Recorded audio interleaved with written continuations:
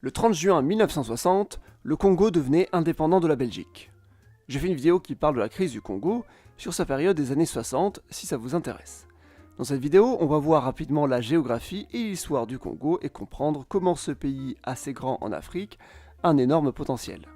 Sûrement un des plus grands potentiels au monde. Aperçu. Le Congo est un pays en Afrique centrale, son nom officiel est la République démocratique du Congo. Il est voisin d'un autre pays qui s'appelle Congo aussi, la République du Congo. La République du Congo est une ancienne colonie française, alors que la République démocratique est une ancienne colonie belge. Mais dans cette vidéo, quand je parle du Congo, je parle de la République démocratique. Le Congo fait 2,3 millions de km², ce qui classe le pays en 11e position depuis 2011. Avant 2011, le Congo était en 12e position, car il y avait le Soudan qui se hissait dans le classement, c'est avant que le Sud-Soudan ne s'en sépare. Et avant 1991, le Congo était en 11e position aussi, c'était avant l'indépendance du Kazakhstan. Depuis la division du Soudan, le Congo n'est même pas le plus grand pays d'Afrique, c'est l'Algérie. Sauf qu'à la différence de l'Algérie, sa surface c'est pas que du désert, mais plutôt de la forêt ou de la savane. Sa capitale est Kinshasa, voilà pourquoi on surnomme parfois le pays Congo-Kinshasa. L'autre est surnommé Congo-Brazzaville, car sa capitale est Brazzaville. Le Congo a une géographie fantastique, mais avant d'en parler, je propose un petit bref historique. Histoire. Le Congo est issu d'un territoire conquis par le roi des Belges. Les frontières actuelles sont dessinées en 1885 à l'issue du congrès de Berlin. On accorde ces terres au roi des Belges, Léopold II. C'est ses terres. Pas une colonie belge, c'est vraiment ses terres à lui. Il exploitera bien le territoire, ce qui entraînera la réduction de la population par 2. Il y a eu plein d'atrocités réalisées par le roi. C'était sa propriété, il faisait un peu ce qu'il voulait, il n'y avait aucune loi. Suite à la découverte de toutes ces atrocités, le Congo est donné à la Belgique directement. Il devient donc une colonie.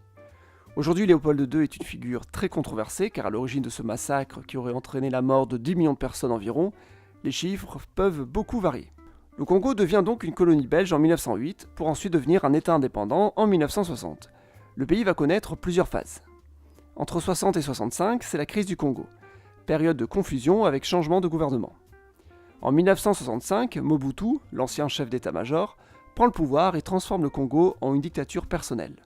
Le pays est renommé Zaïre en 1971 et il reste au pouvoir jusqu'en 1997. Le Zaïre devient un pays aligné sur les Occidentaux et est anticommuniste.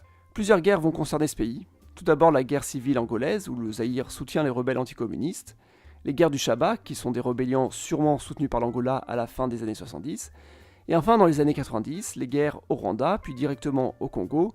Mobutu perd le pouvoir en 97 suite à la rébellion menée par les troupes de Kabila. Kabila prend le pouvoir et meurt en 2001 lors de la deuxième guerre du Congo. C'est son fils qui devient président ensuite, Joseph Kabila. On peut dire que Joseph Kabila détient le pouvoir depuis 2001. Il est président jusqu'en 2019. Depuis, c'est Félix Tshisekedi, le président, fils d'Étienne Tshisekedi, ancien ministre et un des plus célèbres opposants de l'histoire du Congo. Démographie. Bon, retournons à une géographie un peu plus générale pour comprendre le Congo et notamment sa démographie. Comme on peut le voir sur les images satellites, le Congo est divisé en deux grandes zones. Une zone où il y a de la forêt dense au nord et des plaines dans la zone sud, avec parfois des forêts moins denses. Avant d'entrer dans les détails géographiques, voici un aperçu des provinces du Congo. Le Congo est divisé en 26 provinces, ce découpage existe depuis les années 2000, mais il n'a été mis en place qu'en 2015. Le pays a connu plusieurs découpages au fil des années, je vous propose de voir le découpage d'origine, qui est le plus facile à mémoriser. Dans le découpage de 1960, il n'y avait que 6 grandes provinces, c'était plus simple. Il y avait la grande province de Léopoldville, aujourd'hui divisée en 5 petites provinces. On y trouve Kinshasa, la capitale. Sa population est en croissance. Il y a quelques années, on disait que Kinshasa faisait presque 10 millions d'habitants. Aujourd'hui, elle en fait plutôt 15 millions. On pourrait même dire 17 millions avec Brazzaville, la capitale de l'autre Congo, qui est située juste en face. C'est donc une des plus grosses agglomérations d'Afrique. Ici, on a la grande province du Kasaï, aujourd'hui divisée en 5 petites provinces. On y trouve Mbuji-Mayi, 3 millions d'habitants, et Kananga, 2 millions d'habitants. Au nord, il y a la grande province de l'Équateur, aujourd'hui divisée en 5 petites provinces. C'est grand, mais pas très peuplé. C'est surtout de la forêt, il n'y a pas de ville millionnaire. Au nord-est, il y a la grande province orientale, aujourd'hui divisée en 4 petites provinces. On y trouve Kisangani, qui fait 1 million d'habitants, dans son agglomération. À l'est, il y a la grande province du Kivu, divisée en 3 petites provinces.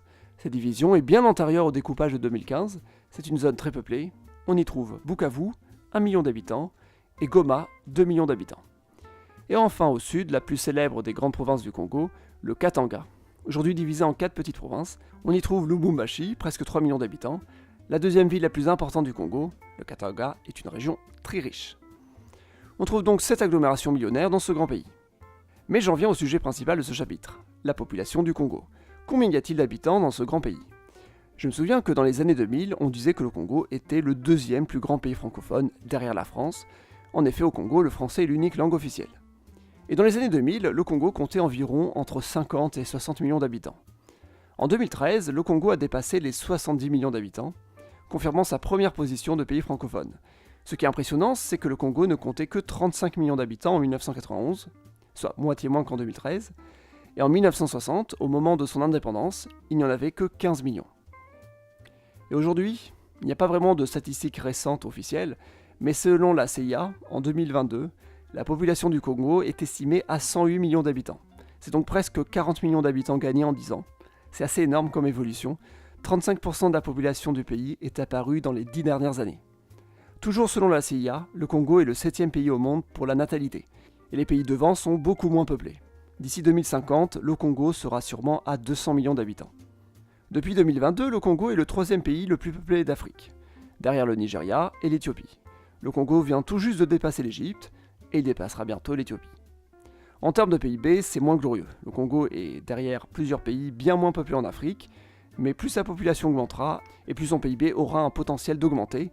Le Nigeria a 2 fois plus d'habitants, pour un PIB 8 fois plus gros. Il faut donc voir comment va évoluer le Congo, surtout que c'est un pays francophone, et qui pourra avoir une grande influence dans cette sphère linguistique. Mais il faut voir aussi comment le français va évoluer. Langue surtout parlée en ville, le pays se situe à la limite de la sphère francophone au nord-ouest de l'Afrique, et anglophone situé à l'est ou au sud. L'anglais est donc la principale langue étrangère étudiée. Le néerlandais, lui, langue de la Belgique aussi, n'a jamais été vraiment présent. À part ce français officiel, et encore peu parlé, on trouve des langues nationales, qui elles aussi sont rarement des langues maternelles. Tout d'abord, il y a ce qu'on appelle le Kikongo, qui est en fait plutôt une famille de langues et de créoles, dont le plus connu est le Kituba. C'est le nom qui a donné le nom du pays. La langue est parlée surtout là où il y a accès à la mer, c'est donc la première langue croisée par les colonisateurs. Encore plus parlé, nous avons le Lingala. Le Lingala concerne aussi la capitale, Kinshasa, c'est donc en quelque sorte la principale langue de communication au Congo. Mais à l'est, on trouve une autre langue encore plus parlée. C'est le Swahili, la plus célèbre des langues africaines. Au centre, on parle le Chiluba. Les populations du Congo parlent ensuite une grande variété de langues maternelles. On en compte des centaines, mais l'instruction à l'école se fait dans une des 4 langues nationales, précédemment citées, en fonction de la région, et en français. Économie. Vu que le Congo voit sa population augmenter, c'est l'économie qui va jouer un rôle clé. Et pour le moment, le Congo a un gros avantage, les ressources sont énormes. On trouve de l'or à l'est, surtout dans le Kivu. Dans le Kasaï, on trouve des diamants. C'est pas du diamant de bonne qualité, mais plutôt pour l'industrie. C'est un des plus gros producteurs au monde. Le Congo est un des plus gros producteurs de cuivre au monde, surtout dans le Katanga, et c'est le premier producteur de cobalt au monde, toujours dans le Katanga. Le Congo est aussi un grand producteur d'étain, on en trouve surtout à l'est, et encore au Katanga. Vous l'aurez compris, le Katanga est la région riche du Congo. C'est pas pour rien que la province a cherché à devenir indépendante dans les années 60. Le Congo est donc un pays bien divisé. La capitale, Kinshasa, se trouve dans la zone où on parle le Lingala, c'est le centre politique, mais les ressources se trouvent à l'autre bout du pays, où on parle le Swahili. Et le Swahili est parlé à l'est. Ces régions sont donc tournées vers l'Afrique orientale ou australe. Au Kivu, depuis les années 2000, il y a encore des conflits. On parle de la guerre du Kivu. Mais il y a encore d'autres divisions. Certaines sont symboliques, comme le décalage horaire. Le Congo est le seul pays au monde où sa capitale n'est pas située dans le fuseau horaire le plus peuplé. Mais c'est surtout au niveau des infrastructures que la division se fait ressentir.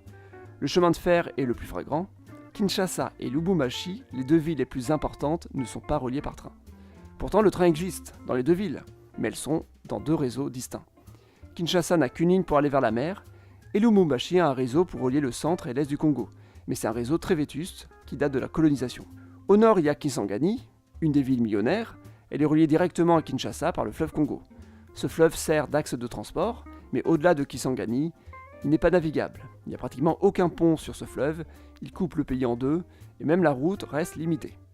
Kinshasa et Brazzaville, les 2 capitales congolaises, sont face à face sur ce fleuve, mais il n'y a pas de pont. Le principal pont du fleuve se trouve à Matadi, à la frontière de l'Angola. D'ailleurs, le Congo n'a qu'un petit accès à la mer, et le fleuve Congo n'est même pas navigable jusqu'à la mer. C'est donc de nombreuses infrastructures que le Congo doit mettre en place s'il veut pouvoir bien profiter de ses richesses. En attendant, la communication peut se faire via l'étranger. Le Katanga est relié à l'Afrique australe par exemple. Il y a évidemment d'autres problèmes, la grande corruption, 10e pays le plus corrompu au monde, et le manque de démocratie, 4e pays le moins démocratique du monde. Aujourd'hui, parmi toutes les nouvelles provinces du Congo, la plus riche est celle du Lualaba, située au Katanga. C'est là qu'on y trouve les principales ressources minières, dont sa capitale et le symbole, la ville de Kolwezi. Cette ville s'était même rebellée contre le gouvernement de Mobutu dans les années 70. Elle a même abrité de grandes populations européennes venues pour les affaires. En 78, elle est prise en otage par des rebelles, sûrement financés par l'Angola, avant d'être libérée par une opération franco-belge venue aider le gouvernement. Et bien voilà, c'est tout ce que j'avais à dire sur le Congo. Si la vidéo vous a plu, mettez un pouce bleu et abonnez-vous pour soutenir la chaîne. Merci beaucoup.